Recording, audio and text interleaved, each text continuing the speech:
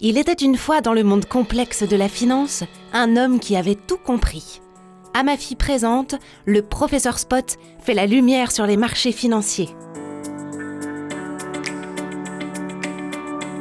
Poursuivons notre découverte des marchés financiers. Je me suis réveillé aujourd'hui avec une folle envie de parler des différents modes d'organisation des marchés.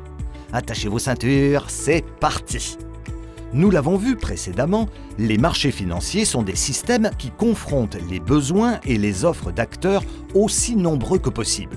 Et plus un marché veut attirer d'acteurs, plus son organisation doit susciter leur confiance. Comme dans toute relation, non ? Cette confiance est doublement nécessaire. Nous allons voir pourquoi. Tout d'abord, pour assurer un traitement équitable de tous. Ensuite, pour assurer que les opérations se déroulent bien jusqu'à leur terme. Que les acheteurs reçoivent leurs produits financiers et que les vendeurs reçoivent les sommes tirées de leurs ventes.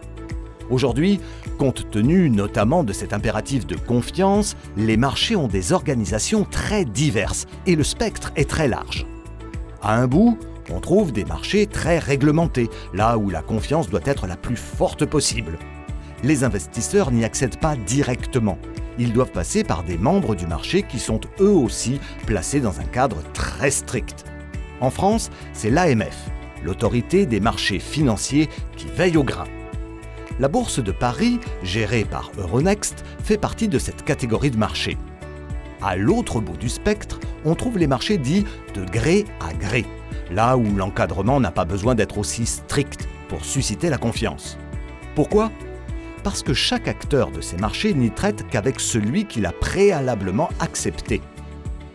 Ici, ce qui rentre en jeu, c'est la réputation, la solidité financière et les garanties qui résultent de son statut.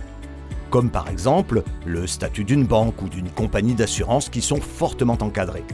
Tout le monde n'a pas accès à ces marchés de gré à gré.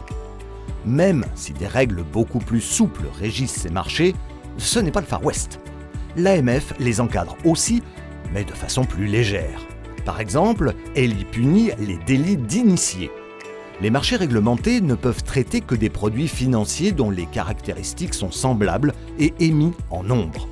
À l'inverse, les marchés de gré à gré sont là pour répondre à des besoins spécifiques ou traiter des produits émis en trop petit nombre, comme beaucoup de produits dérivés par exemple.